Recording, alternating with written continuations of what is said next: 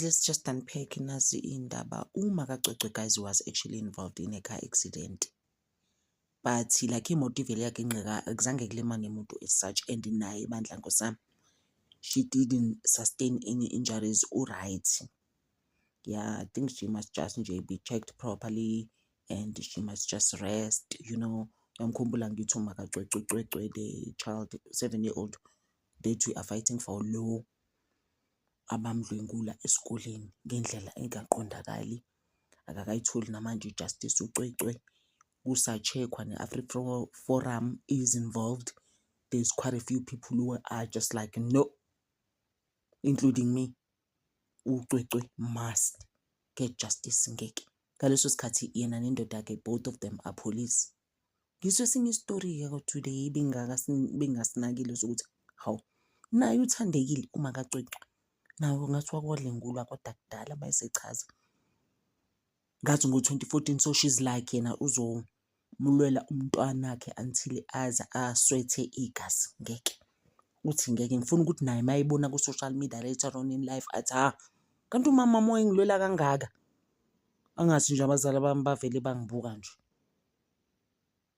bangilwela. Hhayi ngeke inkazi, badlalile ngengane. Yazi abanye abantu bakhohlakele. Kuyafana nje nalesi story sika-Omoto. Sobuka manje ukuthi ukhala kanjani uSheryl, one of the main people who were actually testifying against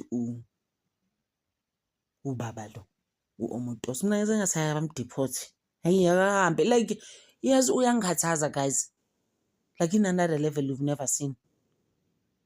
I'm just like, guys, kanjani wonke counts izinto ezinkulu kangaka, including o-HT, o-sisters laba abawu-2 phela, kusho ukuthi besebenzisana nabo.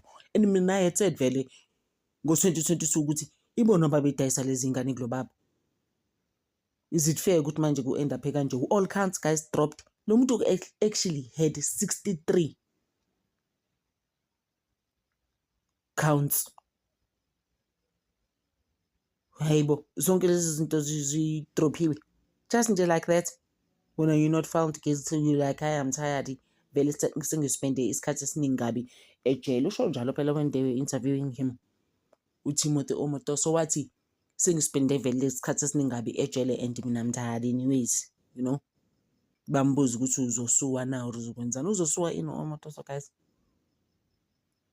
and i-NPA bantu bayikwatela bafeel ukuthi they didn't do justice around this thing. And lo baba lo uSheryl was saying ukuthi uzoyenza futhi. I also like that.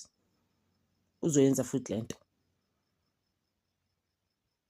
Ubhizi uthi birthday yakhe is gonna be 67 in July.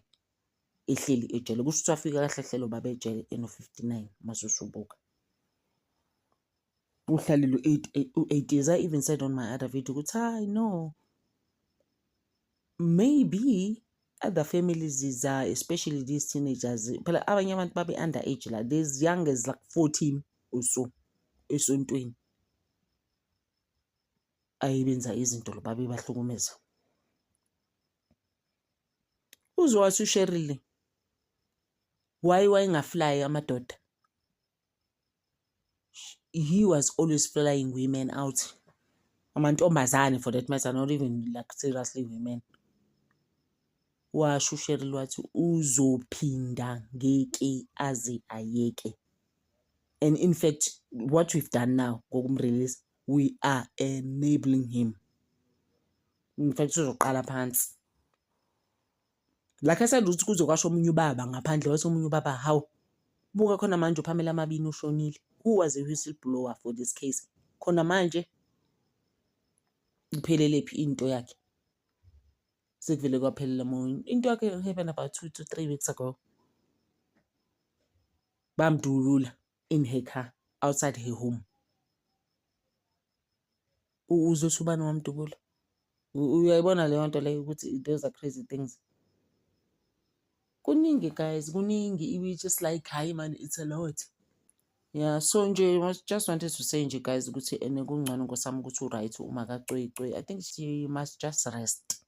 Oh, she's been through a lot. I think nje futhi off late, you know, with the child and nje the worry that they have, you know, trying to get this case done. And justice for their child is just taking a toll on them, you know, as a family. It's a lot, guys. And unanengane encane ishitini mention ukuthi unenye ingane futhi encane umfana. Younger than uqweqwe. Kodwa Nkosi. Hayi, yabona nje guys. So sime lapho guys. I appreciate you so much guys for looking out for me. Please guys, niwabuka ama-video ami, nibuke nama-ads. I appreciate you guys so much. Thank you. Nginithanda over.